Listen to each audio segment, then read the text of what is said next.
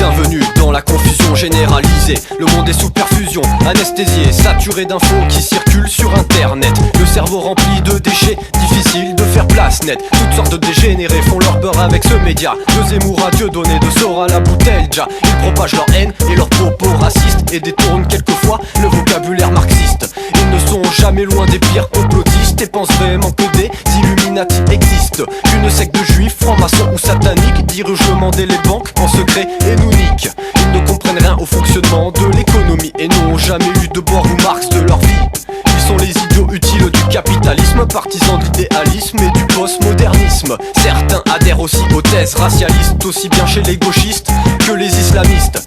Les dominants seraient des blancs colonialistes, mais qu'en est-il au Qatar, en Arabie Saoudite? Que faire face aux salafistes et aux évangélistes quand la critique de la religion est interdite? Qu'elle se heurte à des soi-disant anarchistes qui défendent au final des concepts théologiques. Des quartiers entiers sont abreuvés de crasse qui remplacent la lutte de classe par la lutte de race. Les réacs répandent leurs idées sur la masse et amènent la jeunesse dans des impasses. Ils copinent avec des tiers-mondistes identitaires, obsédés par la couleur de peau des prolétaires. Mais dites-moi, avec quel taux de mélanine un être humain noir ou blanc se détermine?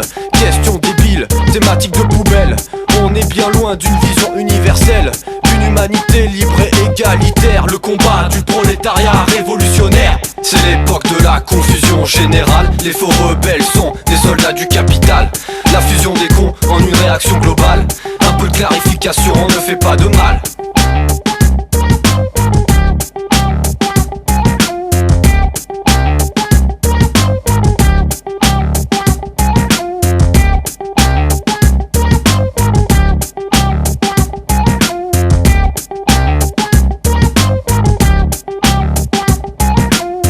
Aujourd'hui c'est 1er mai, mais en fait quoi en fait?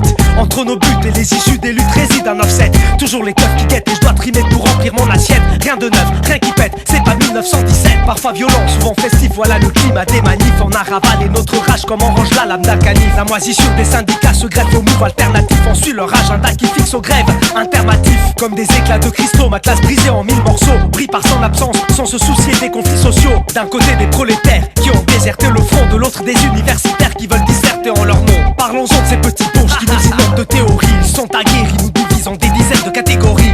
Blancs, racisés, LGBT, hommes ou femmes, la classe sociale disparaît et en éteint la flamme. Dans leur théorie, paraît que les prolos se dominent entre eux suivant un sexe ou une couleur qui redéfinit les règles du jeu. Mais ces grattes papier n'ont pas capté les rapports de production.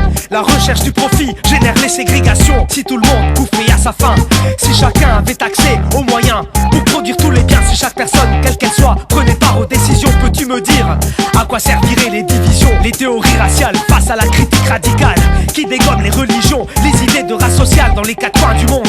La lutte des classes est universelle, rien à foutre du genre ou des aspects culturels. C'est clair, loin de moi l'idée abjecte d'ignorer la mise à l'écart dont une personne peut être sujette. Mais ces identités ont été fabriquées par le pouvoir et sans revendiquer, c'est effacer notre mémoire. Je refuse de défendre une quelconque appartenance imposée par les patrons auxquels je ne fais pas allégeance. Mes camarades ne sont ni hommes, ni femmes, ni blancs, ni noirs, mais le prolétariat en lutte par qui vient le seul espoir. C'est l'époque de la confusion générale. Les faux rebelles sont des soldats du capital.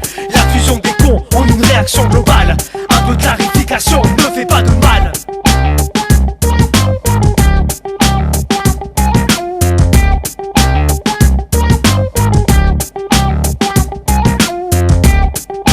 L'ère de la dévalorisation et de l'achèvement de la mondialisation.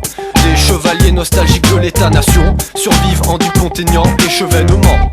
Le Moyen-Âge n'est pas encore enterré, certains remontent même jusqu'à l'Antiquité. En adorateur de la société grecque et de sa pseudo-démocratie directe. À l'instar du faux professeur Étienne Chouard, un méchant virus à terre, mondialiste et snoopinard, qui fricote avec Forisson et Cheminade, des antisémites négationnistes, des gros malades, qui nous servent sur le net des propos fascisants, qui plaisent aussi aux fans de Thierry Messant. Le réseau Voltaire engraine les réactionnaires dans un anti-américanisme puéril et primaire. Ils choisissent la peste au lieu du choléra, l'Iran et la Russie au lieu d'Obama. Des fans d'Erdogan, des leaders autoritaires, des frères musulmans, du Hamas, des militaires. Des liens organiques structurent l'extrême droite pour enfermer les prolétaires dans des boîtes. C'est le paradis pour les costards cravates, un troupeau de petits salariés automates. La mode actuelle est à l'écologie, les bobos raffolent des écrits de Pierre Rabhi. Le réac mystique qui sous couvert d'humanisme vante les mérites de la petite entreprise. Du catastrophisme pour les plus radicaux. L'apocalypse climatique serait pour bientôt. Du malthusianisme économique au rapport Mido. La décroissance pour faire culpabiliser les prolos. Je passe pas mes nuits debout avec Lordon et Ruffin. Je dois me lever le matin pour nourrir mes gamins. Le sabotage des luttes par les syndicats, les staliniens. Le spectacle de la division, toujours le même refrain. C'est l'époque de la confusion générale. Et les faux rebelles sont des soldats du capital. La fusion des cons en une réaction globale. Un peu de clarification ne fait pas de mal.